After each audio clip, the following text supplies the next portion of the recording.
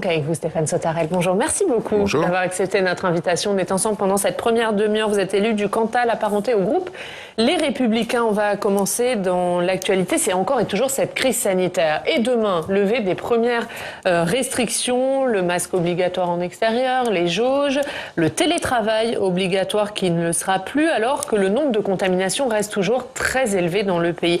Est-ce que le gouvernement a raison d'assouplir les règles dès maintenant ?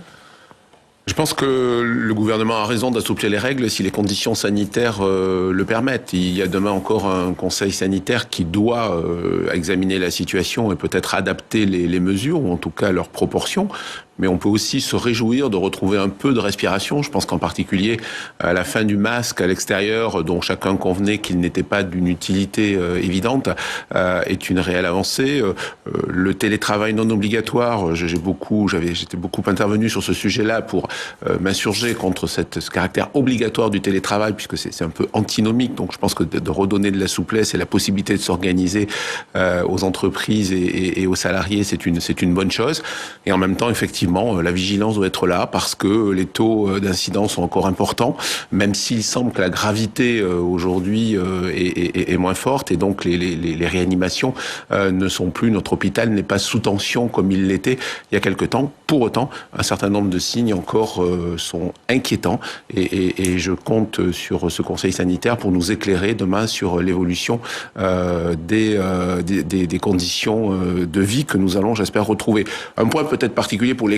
J'allais y venir, voilà. Parce que les écoles, alors Jean-Michel Blanquer a annoncé un nouveau protocole à la rentrée des vacances de février. La situation est toujours compliquée de ce que vous constatez, vous, dans votre territoire notamment ? Oui, je crois que toutes les familles, tous les parents constatent que la situation est compliquée, sur tous les territoires, dans le Cantal comme ailleurs. Et pour avoir voulu laisser l'école ouverte, comme c'était le choix partagé par chacun, on a dans les faits, en fait, beaucoup de situations difficiles pour les parents, pour les familles, avec un protocole qui, j'espère, sera allégé à la rentrée pour tout le monde après ces vacances d'hiver et qui a un impact en fait sur l'ensemble de la société puisque ça désorganise beaucoup d'entreprises, beaucoup d'activités et je pense qu'il faut effectivement adapter ce protocole dans une concertation plus forte avec en particulier les enseignants et les parents d'élèves que ce que nous avions pu connaître au début du mois de janvier. Et vous qui venez d'un territoire rural, est-ce que la situation est plus compliquée à gérer dans ces territoires ruraux, aussi bien pour les habitants que pour les élus ? Je ne sais pas si elle est plus compliquée. Les taux sont légèrement inférieurs à la moyenne nationale, que ce soit sur l'incidence ou la positivité. Mais pour autant, nous sommes, comme les autres, touchés et concernés.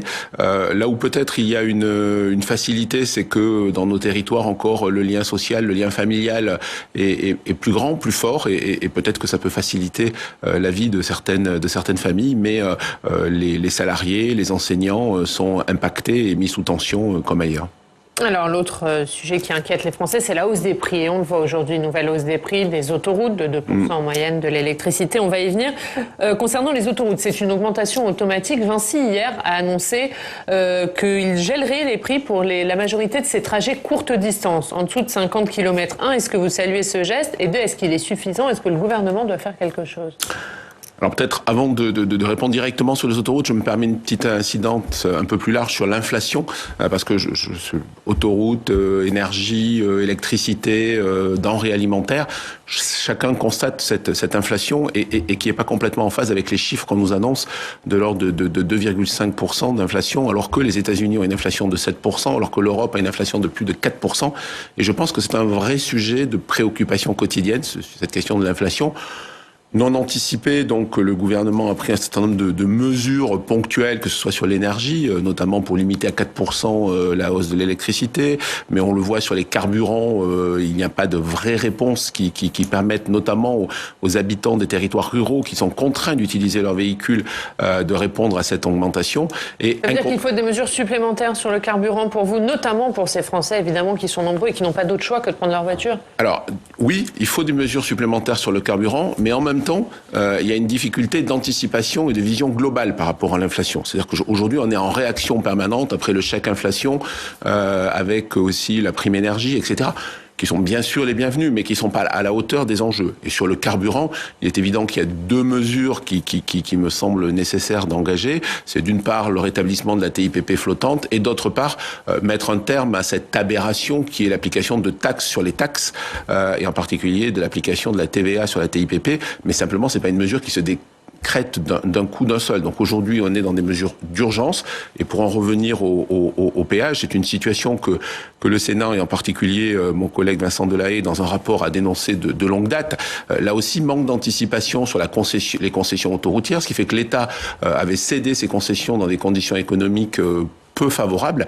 Et aujourd'hui, on se trouve acculé à ces situations dans l'attente d'une renégociation de ces contrats qui n'interviendra qu'en 2030. Donc, qu'est-ce qu'on peut faire pour améliorer cela d'ici 2030 ? Et là, conjoncturellement, effectivement, si les sociétés concessionnaires qui sont assez largement excédentaires dans leur exploitation peuvent faire preuve de solidarité vis-à-vis des Français, c'est une bonne chose. Mais je n'appelle pas directement à l'État qui a déjà beaucoup dépensé pour répondre à ces besoins-là, alors que les caisses sont vides. Vous en appelez à Vinci. J'en appelle à Vinci. On va quitter la voiture, on va parler du train. Puisque cet après-midi a lieu au Sénat un débat sur la politique ferroviaire, notamment cette question des petites lignes. Avant d'en parler avec vous, Stéphane Sautarel, on va voir de quoi il s'agit avec notre journaliste parlementaire Alex Poussard.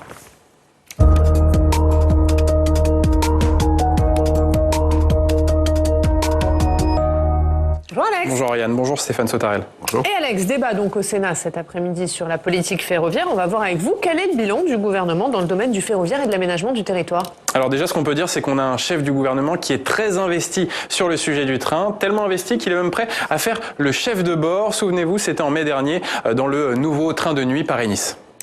Mesdames, Messieurs, votre attention s'il vous plaît. Je vous souhaite la bienvenue à bord du train Intercité de nuit numéro 5773 à destination de Nice vide. Exceptionnellement, ce n'est pas votre chef de bord qui vous parle, mais le Premier ministre.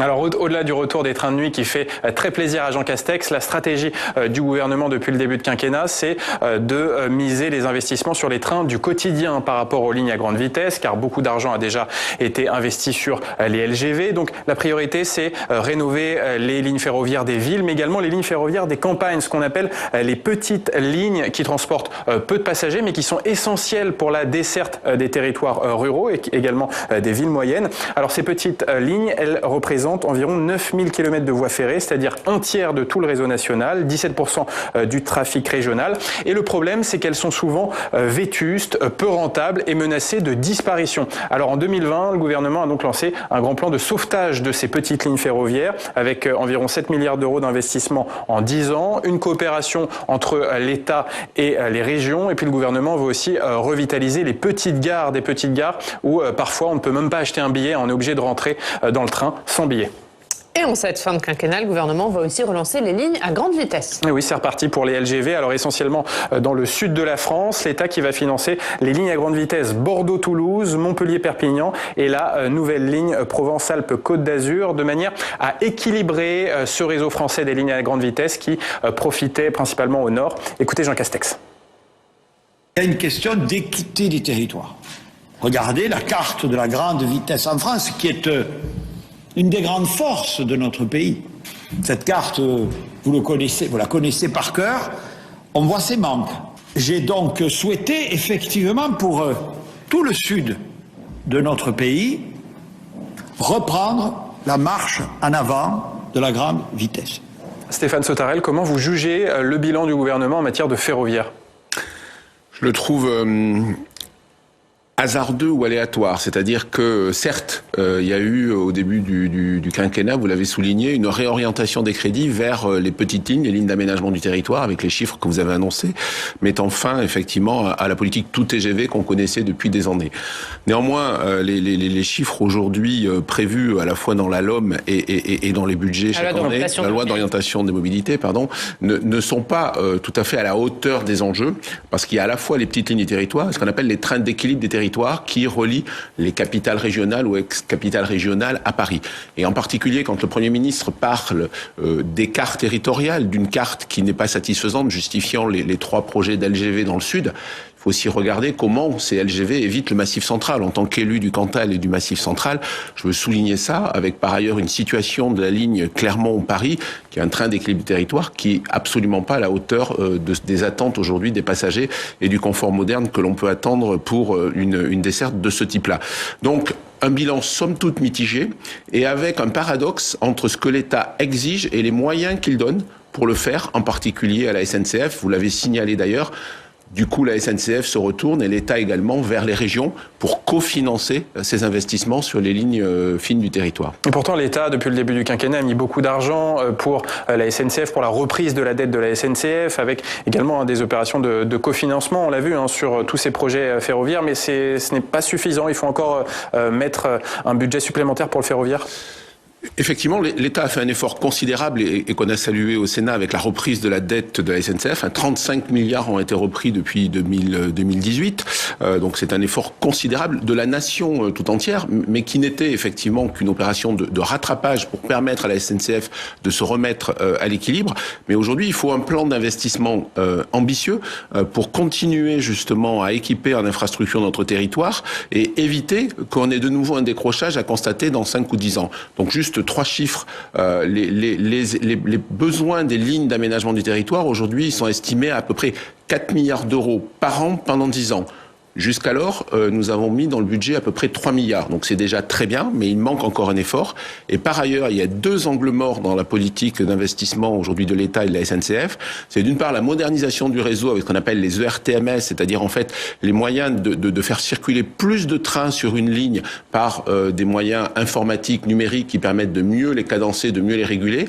Et d'autre part, il y a ce qu'on appelle les aiguillages centralisés du système. On a 2800 postes d'aiguillage en France, là où en Allemagne, il y en a 18, ce qui permettrait d'améliorer la compétitivité du trafic. Et pour cela, c'est encore 35 milliards d'euros qu'il faut investir pour permettre à nos trains d'être plus sécurisés, de davantage circuler et à moderniser nos voies. Donc on le voit, un pas a été fait, mais il reste encore une ambition à confirmer pour les infrastructures ferroviaires de notre pays. Vous évoquiez la ligne d'équilibre Clermont-Ferrand-Paris. Sur les petites lignes ferroviaires dans votre département du Cantal, est-ce que quand même vous voyez les fruits de ces investissements annoncés par le gouvernement ? Oui, il y a aujourd'hui un programme d'investissement assez conséquent sur la ligne entre Aurillac et Clermont-Ferrand via Massiac et Arvan, donc avec un projet de rénovation qui était prévu justement au contrat de plan État-région, avec un financement de l'État et de la région, dont je me réjouis bien sûr. L'ouverture, en revanche, sur l'ouest du département est aujourd'hui un peu en difficulté et on a besoin de trouver des moyens supplémentaires pour l'ouverture vers Brive. Et enfin, il y a le train de l'Aubrac, emblématique, qui dessert Béziers via le Massif central, qui a besoin d'être considérablement rénové. Une discussion est en cours entre les régions Occitanie et Auvergne-Rhône-Alpes pour trouver, j'espère, un compromis de façon à mettre des moyens plus ambitieux que ceux qui ont été mis jusqu'alors pour assurer cette desserte. On va parler des trains dans le Cantal dans quelques instants avec Pierre Reynaud pour le journal La Montagne. Peut-être un mot sur ce que vous avez dit. Vous dites l'État se retourne vers les régions. Est-ce qu'il se retourne trop vers les régions ? Est-ce qu'aujourd'hui on en demande trop aux collectivités ? Je ne sais pas si on leur demande trop.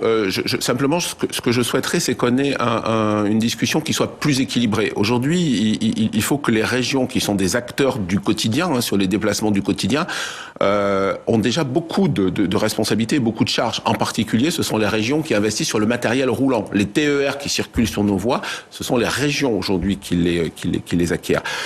On vient maintenant les solliciter, mais déjà depuis quelque temps, sur les infrastructures, sur les investissements. Et donc, là, je crois qu'il y a un nouveau pacte à organiser entre l'État, la région et la SNCF. Alors, SNCF réseau, là aussi, il faudrait différencier au sein du groupe SNCF ce qui est spécifique au réseau, de façon à avoir un projet pluriannuel vraiment partagé avec un programme ambitieux d'investissement qui correspond en plus aujourd'hui aux besoins de mobilité durable, puisqu'on a la chance d'avoir, grâce au train, un moyen qui a une empreinte carbone réduite par rapport à d'autres types de déplacements. Faut-il encore mailler le territoire, permettre à chacun d'y accéder et donc améliorer ces infrastructures avec un programme ambitieux d'investissement sur les années qui viennent. Une question sur les lignes à grande vitesse. C'est une bonne stratégie de la part du gouvernement de financer de nouvelles lignes dans le sud de la France, ou est-ce qu'on retombe dans les travers du passé avec le tout TGV ? Je ne sais pas si l'État veut les financer. L'État veut les engager. Est-ce que ce sera l'État qui les financera? J'ai compris que pour l'instant, il se retournait beaucoup vers les collectivités pour mettre au pot, comme on dit. Et par ailleurs, quand... Ils ne sont pas toujours d'accord entre elles, en plus, voilà, les collectivités, notamment sur le bord de Toulouse. Absolument. Et puis aussi, je n'ai rien contre, mais à condition qu'ils soient équilibrés, on l'a vu sur la LGV Paris-Bordeaux, on était parti sur un projet public-privé avec une société de projet qui portait l'investissement. Donc ça peut aussi être un moyen de financement, à condition ensuite que l'usage soit acceptable, parce qu'on a aussi un problème de niveau de péage, c'est-à-dire que lorsque les trains passent sur une voie, ils payent un péage à l'infrastructure, et donc on a besoin là aussi d'améliorer cette performance économique. Donc je me réjouis de ces annonces parce que c'est un élément favorable à la mobilité pour ces régions-là, mais j'attire l'attention de l'État sur le fait que dans la carte, il y a surtout un grand blanc, c'est le Massif central. Et on a bien compris, on va y aller justement chez vous. Merci Alex. Merci beaucoup. À tout à l'heure dans le Club des Territoires. On va aller à Aurillac chez vous. Stéphane Sautarel, on retrouve Pierre Reynaud. Bonjour Pierre, merci beaucoup d'être avec nous. Chef d'agence au journal La Montagne. Et justement, on va continuer à parler du train avec vous, train dans le Cantal, puisque vous souhaitez revenir sur les annonces faites à l'automne par Jean Castex sur le train de nuit Paris-Aurillac. Oui, bonjour à tous, bonjour Monsieur Sautarel. Je voulais rebondir juste sur la promesse du Premier ministre lors de son déplacement dans le Cantal à l'automne dernier. Le train de nuit Aurillac-Paris semble sur la bonne voie. Son retour a été acté pour 2024 au plus tard, mais sans rénovation du réseau, cette remise en service ne sera probablement qu'un effet d'annonce. Est-ce que le tracé de cette future ligne vous étonne ? Pourquoi le choix finalement de raccorder Aurillac via Brive plutôt que via Clermont-Ferrand est une solution surprenante pour vous, monsieur le parlementaire? Oui, bonjour Monsieur Reynaud, merci. Effectivement, je me réjouis tout d'abord de l'annonce du Premier ministre qui était venu dans le Cantal au mois de novembre et qui a confirmé son engagement, comme vous l'avez rappelé, pour 2024 de la réouverture du train de nuit Aurillac-Paris. Ça peut paraître un peu lointain, mais réjouissons-nous malgré tout de l'annonce.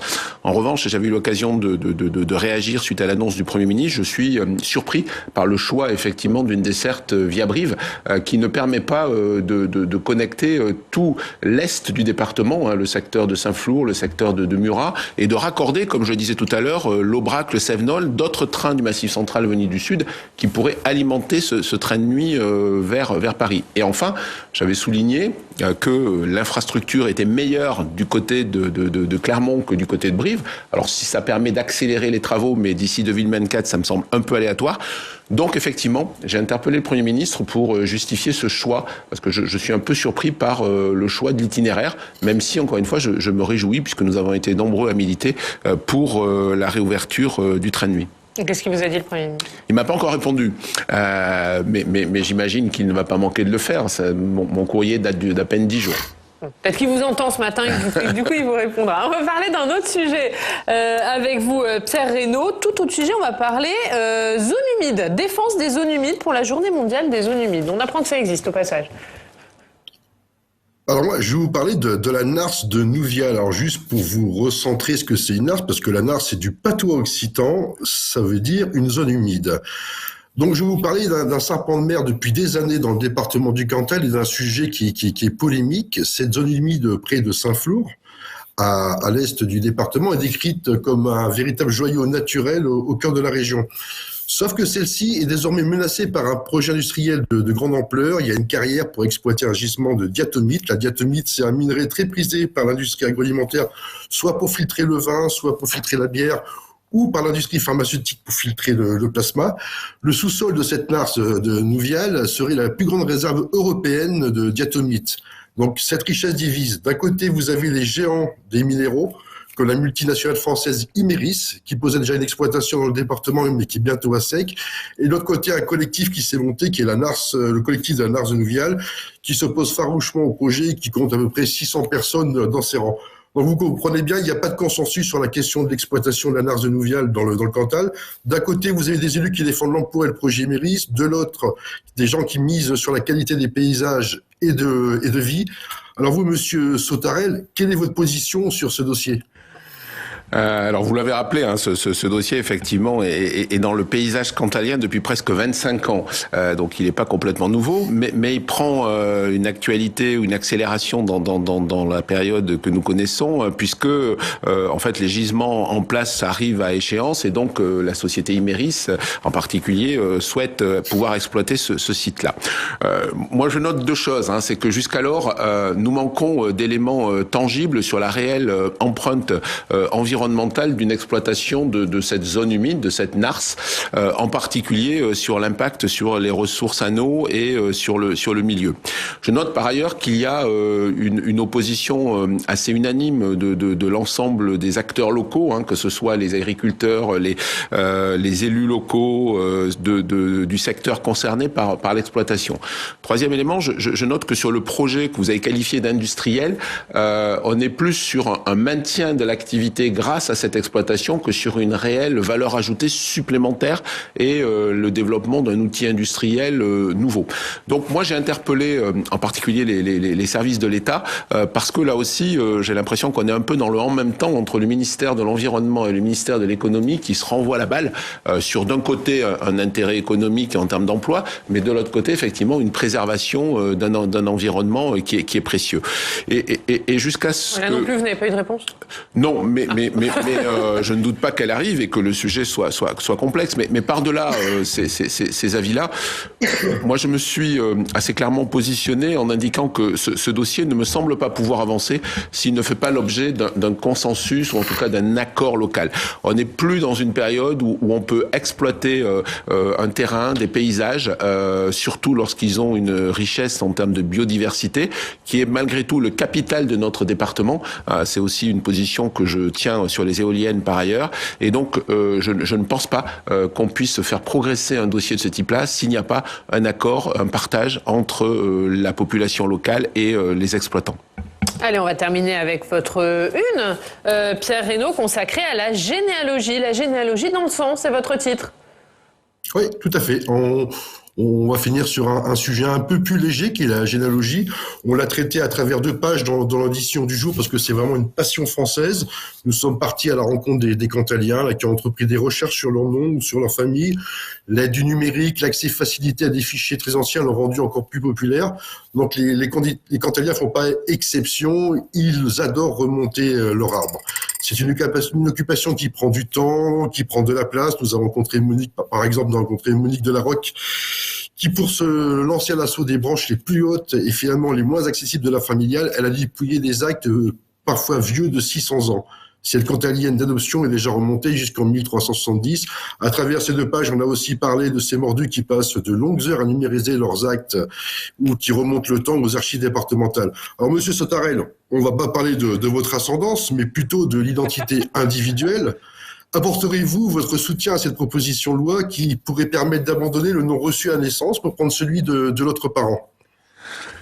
Alors d'abord, je veux saluer votre une et les généalogistes dont j'ai été quand j'avais un peu plus de loisirs. Voilà, j'étais pas remonté jusqu'en 1300, mais jusqu'en 1700.